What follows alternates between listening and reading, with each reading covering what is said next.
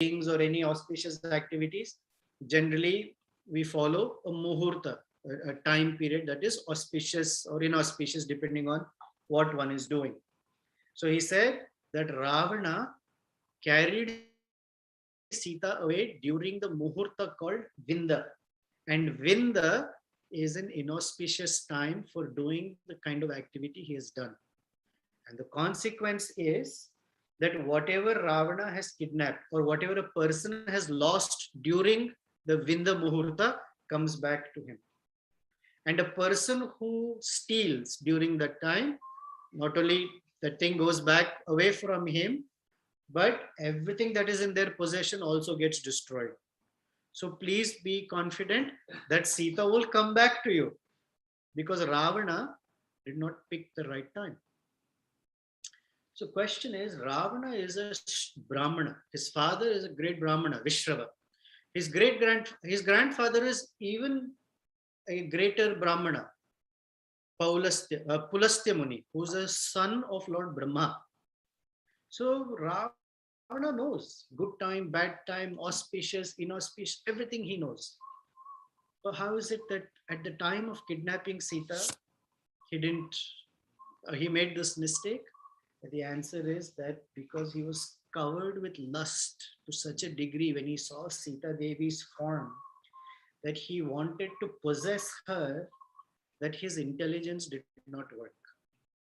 In Bhagavad Gita, we hear, right? Kamat krodot sammoha.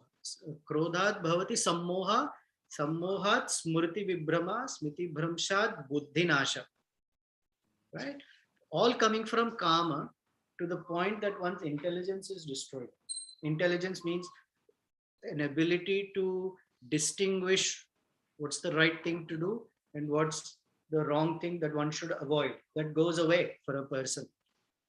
So Ravana, in his haste to possess Sita, made this mistake. So then, as Jatayu is speaking, Ramachandra is very curious to hear. So he says, Jatayu, please speak more. Tell me how this all happened and where Sita has gone. So with a very, very feeble voice, Jatayu is trying to respond. He has only few more breaths left. Then Ramachandra is asking, why Ravana? Why did Ravana kidnap? What enmity do I have with Ravana, or does he have with me? I haven't done anything to him. And what did Ravana say? Or what did Sita say at the time of kidnapping? Please tell me if you can. And tell me something about Ravana. How powerful is he? What does he look like? What does he do? Where does he stay? Please, can you answer my questions? So Jatayu's eyes are rolling almost in his sockets. He's about to lose his life. Still, with whatever breath he has left, while he's crying incessantly, he's speaking in a very, very feeble voice. Hardly anything coming out of his throat. He says, Ravana, who's the lord of the demons, actually created a very violent dust storm, which was full of magic and trickery. And in that magic and trickery, he carried Sita away. And he says, oh Rama, my dear child, because Jatayu is older, he treats Rama as a child. Oh, my dear child, I was very exhausted fighting Ravana. I gave him a very, very good fight, but he cut off my wings and he carried Sita in the southern direction. Oh, Raghava, I am gasping for breath. My eyes are reeling. And in my mind, I see golden trees. It is said that if anyone sees golden trees in their dreams, it means that their last moments of life has arrived or have arrived. Okay. And then he talked about the Vinda time that Ravana picked or took Sita away during Vinda Muhurta. So everything will come back in your favor. So please don't lose hope. So as Jatayu was speaking like this, he started to vomit blood. And his mind is not alert And uh, saying the final words, he says is Ravana, who's the son of son of Vishrava, and the brother of Kubera, Vaishravana, has taken Sita away, and he gazed at Sri Ramachandra and was ready to leave. So Ramachandra quickly dropped his bow and arrows, ran towards Jatayu, and says, about tell me more about Sita and Ravana. Did Sita say anything? And at this time, Ramachandra ran to hold Jatayu, who was full of blood, and his head was resting on Ramachandra's arm. And Jatayu's head just fell backwards, and both his legs went upwards. Meaning he was dead. Ramachandra quickly hugged Jatayu. Now Ramachandra's body is covered with blood, and so is Lakshmana's as they are hugging him. And Ramachandra is crying severely. And Ramachandra is so struck with grief that he says to Lakshmana, Lakshmana, I thought I was dwelling in this forest happily for so many years. Actually, this bird who has been in Dandaka for so many years, living happily, since the time he has met us, his life has taken a negative turn because of us. Otherwise, for thousands of years, he was living happily here. Look, as soon as he met us, in a few years, his life has turned to the worse. This Jatayu is now dead. And what to do? Nobody can escape one's destiny. And he says, but Jatayu tried his best to protect Sita against Ravana. This bird, who's the king of vultures, gave up his life for my sake. And Jatayu is a very, very righteous and honest bird. And he says, Lakshmana, I cannot tell you how much grief I'm experiencing.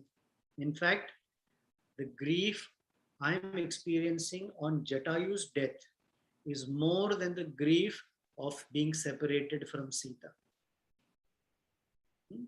I'm more sad about Jatayu dying for my sake than having lost Sita. Oh, no wonder. But Sita is his consort. Why would he speak like that about Jatayu? But there is reasons. And he says this bird is worthy of the same kind of reverence and honor that Dasharath Maharaj deserves. Because Dasharath is a great king who followed all the Vedic methods down to the T. Why is Jatayu being compared to Dasharath? Because Jatayu also lived his life in a very pious manner. So then Ramachandra says, Lakshmana, fetch firewood. We will create the final pyre for Jatayu and we will cremate him. Generally, birds and animals are buried. They're never cremated. Cremation is a very special honor given to someone who has lived life according to Vedic standards. Ramachandra knows what he is doing. So he asks Lakshmana, quickly do so. And then he says, I will place the body of Jatayu on the pyre and we will create fire by rubbing of wood and give him the final rites. This is called Dahana Samskara or Antyeshti Samskara. Antya is at the end of one's life. And then he says, this way, when Jatayu's body becomes purified from all the blood and everything that he has been covered with, he will ascend to higher destinations. And then he says, what kind of higher destination Jatayu deserves? Ramachandra says, Jatayu, may you attain the abode of the greatly purified souls, which is Lord Ramachandra's own abode in the Vaikuntha realm. And He says that this is a special gift given to Jatayu. That how is it possible that Jatayu got to go to uh, uh, Jatayu got to go to the supreme abode. He's after all a vulture. Does shouldn't one get a human birth? At least in human birth, you perform certain Vedic rituals to go to higher planets, and if you perform bhakti, then you can go to the supreme planet, to the supreme Lord. But Jatayu, so it describes that bhakti does not look at what form you have. It looks at what you have offered the Supreme Lord. And Jatayu, although a feeble old bird, gave up his life in service of Sita and Ramachandra. So he is qualified to go to the spiritual world without a human form. And here is Ramachandra is telling him. He says, Maya Twan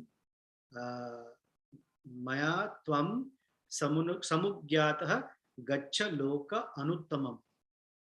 Gacha Loka Anuttama. Anuttama. Uttama means the best, and Anuttama means that which does not have a comparison. Lokan Anuttama is this the supreme planet or the supreme abode. Gridhra Raja, the king of vultures, Mahasattva. Not only Sattva, but Mahasattva, the greatest of purified souls. Samskritascha Maya Vraja. Samskrita, you are very cultured. The word Samskrita, the language Sanskrit, the word Samskrita means one who has been purified by proper samskaras. And the language is such that it is very cultured. That's the meaning of the word Sanskrit, cultured. So he says, Samskritascha Maya Vraja, you please go. I am sending you there. So Ramachandra, although human being, none of us as human beings can tell anyone, go back to Godhead, to the spiritual abode. We don't have the power. We can say, it'll be funny statements. But Ramachandra is sending Jatayu away because he's the supreme. So having said this, then Lakshmana, while he was collecting all the firewood, it is described that Sri Ramachandra hunted for one of the best, largest deer, and then got its meat, made balls out of it as part of Pinda Pradhana. What during the Shraddha ceremonies, now we offer rice and moong dal as Pinda. Because in Kali Yuga, we are not allowed to kill animals like that. However, Jatayu is not going to eat rice and moong dal. So for ancestors, earlier Pinda could have been meat, but Jatayu also has to have that. So Ramchandra personally made the Pinda ball and recited all the Vedic mantras and gave Jatayu a full, fantastic funeral that you'd never do for birds. Very, very rare. It's only done for great human beings. And by this, Ramachandra and Lakshmana, who were shining there because they performed, they were standing there, seeing Jatayu be carried away by the Vishnu Dutas. Ramachandra and Lakshmana were shining, according to Valmiki here, were shining like Indra and Vishnu, and they bade goodbye to Jatayu and then turned around and started searching for Sita Devi again. Okay. So that ends chapter 68. So there are some lessons here. So let's go back to the beginning of chapter 67, where Lakshmana is actually advising Sri Ramachandra. So a question might arise that can someone younger or junior advise someone who's a superior or senior? And the answer is yes. If done in the proper mood and in the proper spirit, there is no harm. And from Ramachandra's side, he doesn't have the sense of ego that, oh, who are you to advise me? Because he said, good advice can be taken from anybody. Just as Chanakya Pandit says that you can take gold, if you find a piece of gold inside dirt, there is no harm in taking it because gold is not affected by the dirt. Similarly, the good advice is not affected by anybody. So there's a beautiful story in Prabhupada's Leela. Once Srila Prabhupada, as he would often do, was traveling. So they were at the airport. And at that time, Satswarup Maharaj, who was a young brahmachari, was following Prabhupada with a little white briefcase that Prabhupada used to carry. So Satswarup Maharaj was carrying it. And something had happened and they were running through the, or rushing through the airport to get to their check-in counter. And Prabhupada was already there and something happened. And I think his briefcase was left behind or something. Satswarup Maharaj was far behind Prabhupada. So he had to catch up. So he was running through the crowds fast and really not paying attention to whether he's bumping into people and all that. And he came up to where the line was and bumped into an old lady. But his whole vision was set on getting to where Prabhupada was. So the old lady who got bumped looked at Satswarup Das Adhikari at the time and said, "Is this what they teach you?" And Satswarup Maharaj said he just completely froze in his tracks. And it dawned on him that yes, I'm in a rush to go serve Prabhupada, but how I'm getting there, I am being noticed. And it is, while I'm serving Prabhupada, it's also important that I'm not, elbowing people and nudging them away because they're looking at me as, is this what they teach you means it's going to reflect on Srila Prabhupada. So although the advice came from a karmi old lady, advice was very good one. So he slowed down, apologized to her, and then sort of found his way to the line. So Chanakya Pandit also says like that you can take good advice even from someone that doesn't seem so cultured. Now contrast this with Ravana. Ravana got advice from Vibhishana, he will get in the storyline later. But Ravana got advice from Vibhishana, younger. He got angry and insulted him. Ravana got advice from someone older than him. His uncle, Mahaparshva, gave him such good advice. His own another uncle, Maricha, told him, "Don't do this. It's not good for you." He did not listen. The difference between Sri Ramachandra and Ravana, Ramachandra is such a noble personality that even the slightest advice that he thinks, oh, that's a good advice, he will take it, even if it came from someone younger. Ravana, no. Whatever I think is how it's going to happen. Now, from Lakshmana's side, if you notice carefully, it sounds like advice, but it's not advice. Lakshmana is appealing. So this appeal we find in Ishopanishad when the devotee in Ishopanishad says, Om Krito Smara Kritam Smara. Oh Lord, please remember what I have done. Because at the time of death, I may not remember you, but you please remember all the seva I have done for you and take it into account. So it sounds like an order, sounds like instruction. Krita Smara. It doesn't say please. It's just Krita. Please remember what I have done. So it's not an advice or instruction. It's an appeal. And appealing is what we have to do in our life. Then Sri Narada Muni, who comes to Vrindavan, appeals to Krishna to go to Mathura. Pretty much telling him, I think it's time to go to Mathura, to kill Kamsa and fulfill the promise that you gave to Bhumi Devi. Again, it's an appeal, it's not an instruction. Now, Prabhupada said that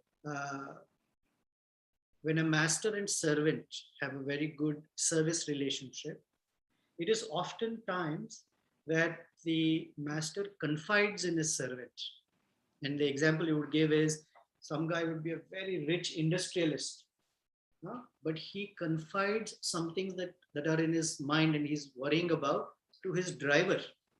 The driver knows stuff, what my boss is worried about, what he's thinking, because the relationship of services of intimacy as well. And at such times, the driver may say to the big guy who's managing billions of dollars worth of business, "Don't worry, everything will be all right." Right? It's those words of assurances. It may come from a chauffeur, but still, it is very valuable for the for the master. So in such a relationship, it is okay. It's not considered instruction or advice or a breach of etiquette. It's a loving relationship of trust. Of course, Lakshman also does not think, I'm advising Rama. Listen, he took my advice. Nothing like that. Then we come to Jatayu. And another lesson for us is service wins the Lord's heart. Nothing else can win Sri Ramachandra or Lord Krishna's heart. Now, this is one of the reasons why the loss of Jatayu was considered greater than the loss of Sita Devi. Okay? So first of all, is it even possible that Sita Devi is his divine consort, his own Shakti? What might have Sri Ramachandra meant by this statement to Jatayu or to Lakshmana?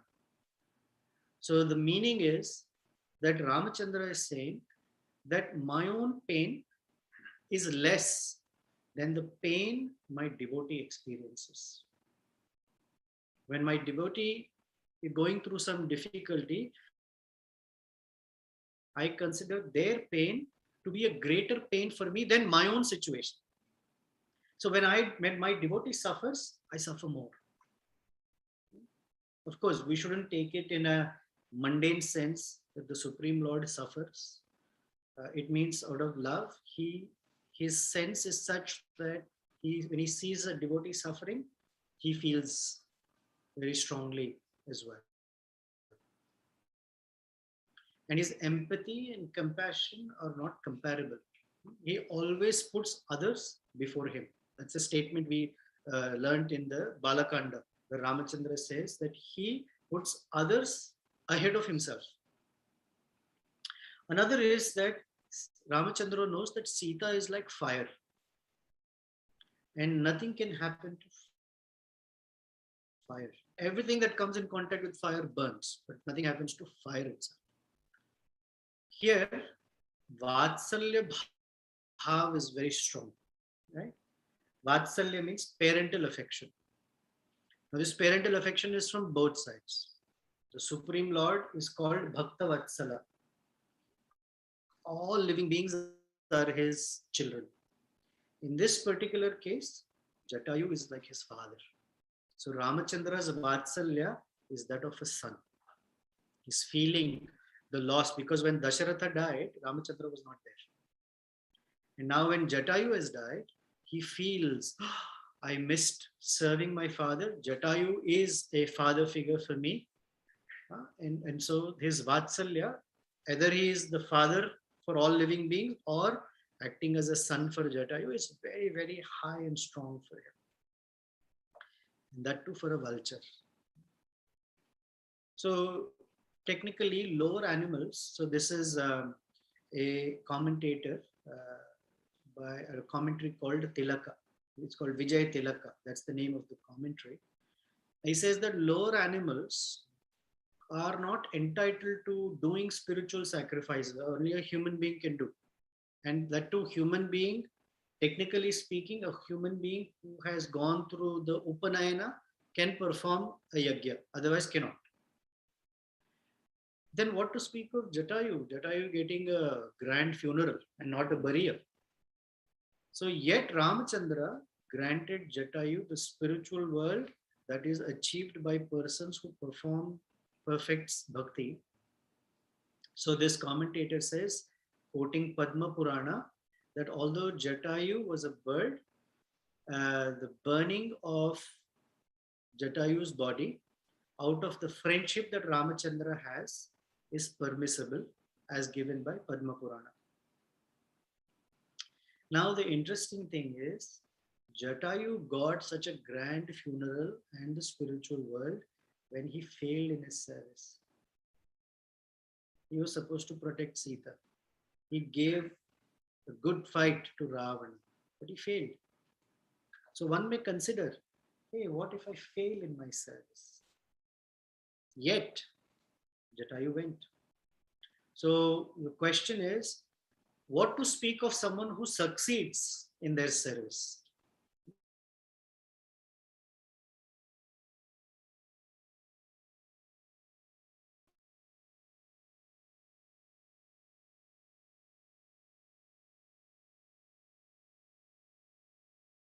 May not necessarily the mode of service, mode in the sense of failure or success. That's not as important. It's the mode that I am serving the Supreme. Here, Jatayu did not care for his own life. Although he failed, he succeeded in achieving the spiritual world. So, worldly mindedness means everything is evaluated on the basis of results. But Sri Ramachandra evaluates on the basis of the heart that one put into one's service. Now, the other side is also true, that a certain act we may perform, a service, may look very successful. But if the heart is not oriented with affection for the Lord, then Ramachandra doesn't care for that kind of service. Then it is only in act, not in spirit. So what's important is what's in the heart, not necessarily what's out there. Then, finally, in this whole episode, interestingly, before they meet Jatayu, Valmiki starts the chapter with this verse. Purvajo api uktamastu uktam atra astu lakshmanena subhashitam saragrahi mahasaram patijagraha raghava. Ramachandra is called Saragrahi. Graha means to hold. Planets are also called grahas because they hold us. They hold some influence on us. So Saragrahi means one who can hold on to or grab the essence. So Ramachandra is an excellent. Krishna is also called Saragrahi. Ramachandra is called Saragrahi here. So he has held on to the spirit of Jatayu's service.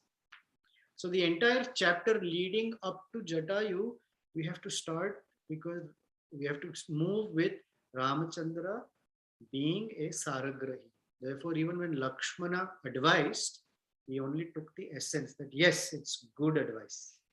Not that Lakshmana is younger. Or when he met Jatayu, he took the Sara, that Jatayu's heart is very pure. He didn't care for his own safety.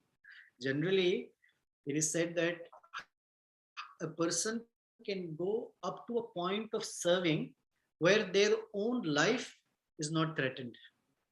And when one's own life gets threatened, then one will preserve their life first. There's a story of a monkey with a baby. So there was a big flood, and this little baby was becoming very scared. So the mother put the baby to her chest, how monkeys carry their babies. So the water level kept rising. And when it almost was to the point of the mother's chest, the baby became very agitated. So the mother put the baby on her shoulder so that the baby is not at the risk of drowning. And the water level was rising even further. So the mother put the baby on her head to protect her child.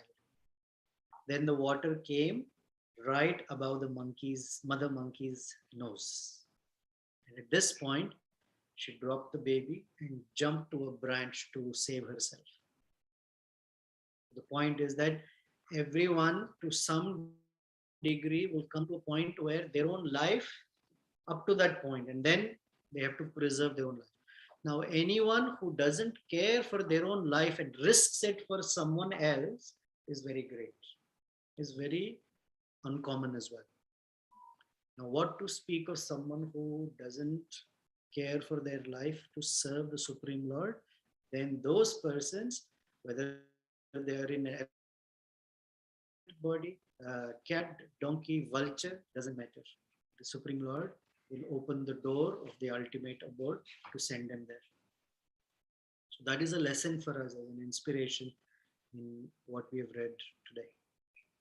So let's see if you have any questions or comments. Yeah, we have a question here. Just a question around, so Jatayu recognized Ravana as Ravana to be able to share that. And was it also Ravana that attacked Ayodhya generations prior to Lord Ramchandra? So Right. if that, I guess I'm not clear on in terms of just the narrative of how Lord Ram and Lakshman were still not fully aware of where Sita would be, that later on there's the whole search party to find out. So when Jatayu says Ravana took Sita in the southern direction, Ravana has many abodes. Where exactly, no one knows. They just know in the southern direction. The question is that previously Ravana had attacked Ayodhya. So people know who Ravana is.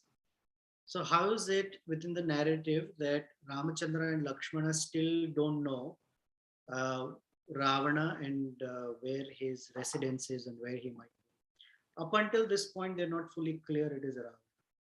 They're just hearing it. Because when Ramachandra came back, Sita suddenly not to be seen. So they're searching for her. The deer indicate in the southern direction. So they're moving in the southwesterly direction. They come across the scene. And this is the first time hearing that Ravana has abducted and he has taken Sita in the southerly direction. So from here on, they will go towards the south, but they don't know how far south and where Ravana's abode is. And then later Sampati will tell them, Jatayu's brother, that Lanka is 800 miles in the middle of the ocean there. So they're heading in the right direction, just not gotten. Okay. Any other questions, comments? We have a question here, sure. So, in relation, correlating to what Jatayu did, if we were to think he faced something very similar, because Jatayu knew he couldn't defeat Ravana. And then he had two options, either not do anything or do something or do it partially. So to relate it to ourselves in life, when we are faced with something unsurmountable, we seek help or we do something else. So how can we relate that? As in, you go in full-fledged with the faith that you're doing what is right, or you seek advice, seek help, and then you figure out, okay, what needs to be done? Very good question. In Jatayu's case, he knew he had only two options, do or die. And if he did, he's anyway going to die. But he still did. In our case, we may not have like Jatayu, so we ask for help, or we know we can only go to up to a point. So what should we do, right? Should we take advice and all that? Absolutely. The lesson here though is it's not whether one takes advice or not. Obviously, we should consult Guru, Sadhu, and Shastra. But the point is, a person can only go up to the point where his or her faith can take them. Right? After that, we call it a leap of faith. Now, whether or not a person is willing to or has the courage or strength of heart to make that leap depends upon how much the faith is pushing them to do. Now, a feature of faith is called Utsahamayi, where a person is immature and overestimates the faith they have and takes a leap and falls on their face flat. There is the other aspect of it too, where one underestimates oneself. and says, actually, I don't have it. So, how much does one have is not easy to assess. So, in our case, as sadhakas, we may not be taking a huge leap, but we can always go out on the limb, as they say, and try out and see what happens.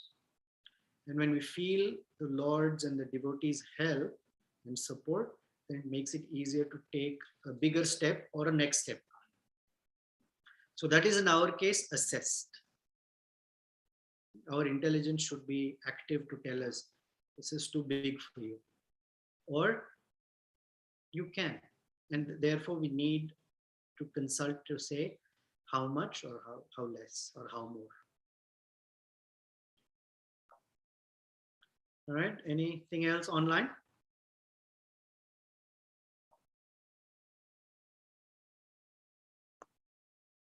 Okay, there's someone wrote here, Lord Ramachandra performing funeral rites of Jatayu reminds me of Mahaprabhu performing the same for Haridas Thakur. Yeah, excellent.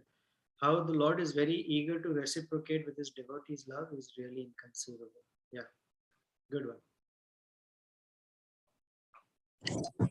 Okay, for Hare Krishna Prabhu, Haribol. Can I ask you a question? It's a follow-up question.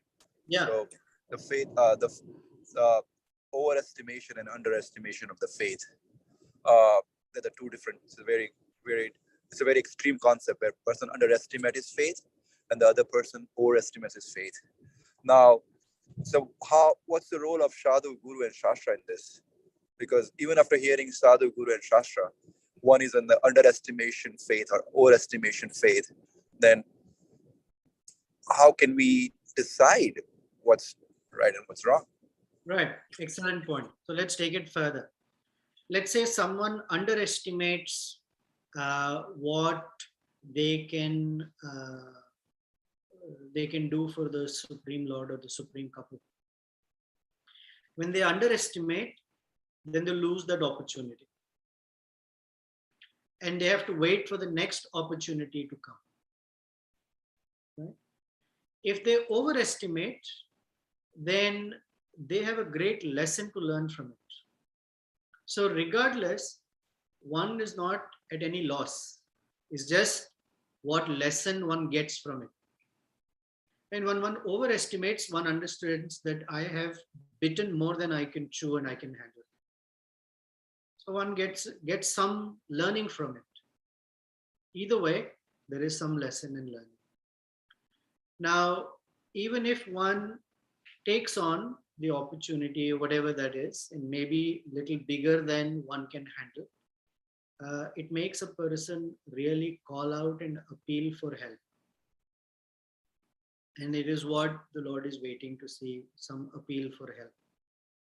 Even if it is something small, day to day, we still appeal for help because we cannot be overconfident that, oh, it's the stuff that I do every day, I can do easily. It brings a sense of complacency or arrogance. So one is generally meant to, as sadhakas, the instruction that Prabhupada has given us is never overestimate your ability anyway. Even if you can do great things, we still call out for the Lord to please help. But please help me. Without your help, after all, this energy is yours. Without your help and sanction, nothing can happen. And that's the learning one goes through, either through underestimation or overestimation. Oh, makes sense. Thank you so much. But I was considering overestimation is not like false ego that, hey, I can do this, we can do this. It's like guru gives some service or authority gives some service and, hey, you to do this, and we stretch ourselves. Oh yeah, we can do this, because we love them and respect them and we want to care for them and want to show them that I can do something for you. So in that sense, I was asking this question. But then, thank you. It makes clear that because Ramachandra is spoken as Saragrahi, we understand that all the help comes. When Hanumanji was told by Jambavan that you're the only one who can jump across, he got up. But in that act of getting up, if you just read externally it feels like, yes, I have the strength, I can do it. But every moment, Hanumanji only understands that I am only an instrument and it is Ramachandra's power that is carrying me. Because I'm chanting the holy name, I'm able to jump. Because I'm an instrument, I can get there.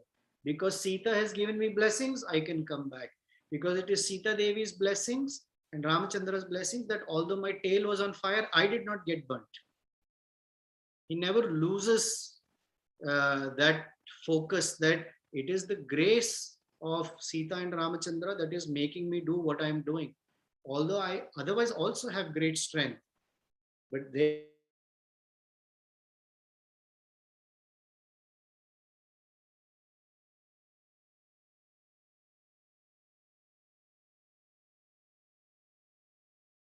or thought and I will pause.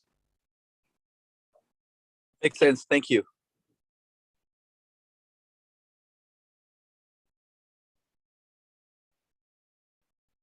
All right.